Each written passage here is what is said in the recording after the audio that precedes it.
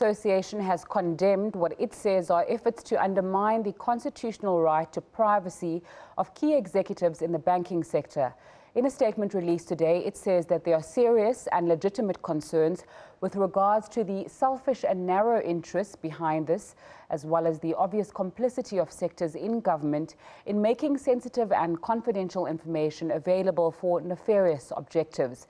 The Sunday Times reported that the Gupta family have been spying on some of South Africa's top banking executives, including ABSA CEO Maria Ramos and her husband, former Finance Minister Trevor Manuel, as well as Investec CEO Stephen Kossef. Now, South Africa's ultra-rich are said to be moving their money away from Johannesburg and to Cape Town or abroad. This year, only one property valued at over 20 million rand has been sold. Properties in affluent areas such as Westcliff are not selling as fast as in previous years. Some property agents say that this is because of South Africa's current economic and political climate. Since President Jacob Zuma's cabinet reshuffle in March, there has been an increase in wealthy South Africans looking for offshore property investments which can bring foreign residency rights. For more on this, I'm joined in studio by Jonathan Koehler. He's the CEO of Landsdowne Investment Properties. Thanks so much for your time on SABC News. What trends are we seeing in property buying across the sector? I think that, first of all, we need to split the sectors into three different sectors. So there's sort of the lower income, or the sort of 500,000 to 1.5 million range. That sector is still moving fairly well. That's your first-time homeowner, that's your first-time tenant, and I think that's still quite buoyant. Then you split it sort of into your middle or moderate income, which is your 5 million to 10 million range. We found that to be very, very stagnant over the last couple of years. And then you go to your sort of ultra-rich range, as you were speaking about before, which is between your sort of 10 and 20 million rand range. And that hasn't been as badly as affected as the 5 to 10 million rand range. However, in Johannesburg, we have had less sales, and in Cape Town, we've had more sales. So I think that's very important just to split them in between the three. Why do you think that there is an increase of sales in Cape Town and a depression in Johannesburg? I think because Cape Town is a lifestyle buy, it's a location buy, and also if you look over the last couple of years, there's been greater capital appreciation in Cape Town. And in Joburg, especially in that high-level market, it's been relatively stagnant. So you have to ask yourself, as a wealthy man, if I'm going to spend 20 million rand on a fixed property, immovable asset in this country, I'm going to spend that money in a place that is safe, in a place that has a good climate, in a place that is beautiful, and at least in a place that gives me some good capital appreciation. And Johannesburg just isn't really giving you that at the moment. However, when I have a look at the large estates like Steyn City as well as Waterfall Estate, that has a steady demand for appreciation just because of the security point of view. Do you think that perception plays a role in it? Because we've seen some studies coming out saying that Cape Town overall is more violent than Johannesburg, but the perception doesn't carry through because Joburg is sometimes known as the hijacking capital. Does that affect property prices? I think it does, but I think it's where the violent crime is. You know, so people have to specify in what areas those violent crime are, because I think in Johannesburg at the moment, in a lot of the affluent areas, there's lots of violent crime. So I think that that then affects the actual property buy in those areas.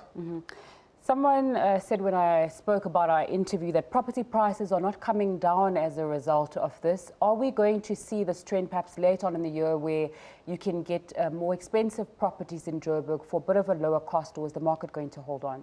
I do think that you'll be able to get more expensive properties, and I think it's just people's perception of what's more expensive.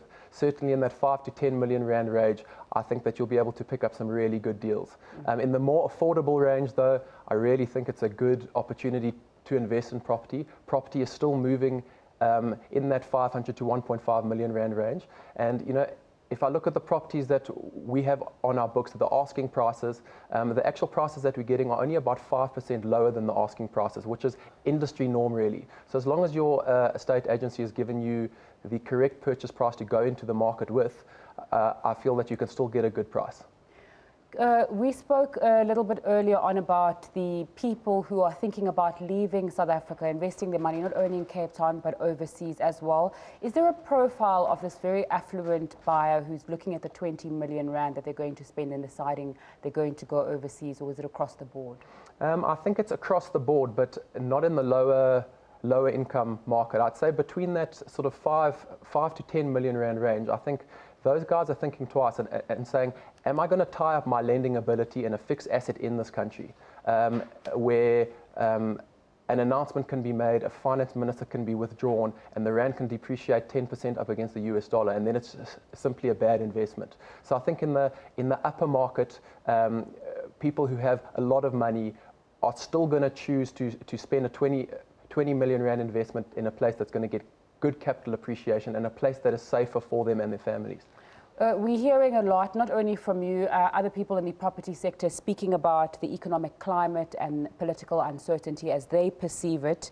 With this climate, is property still a stable go-to investment? I think it's definitely a stable go-to investment.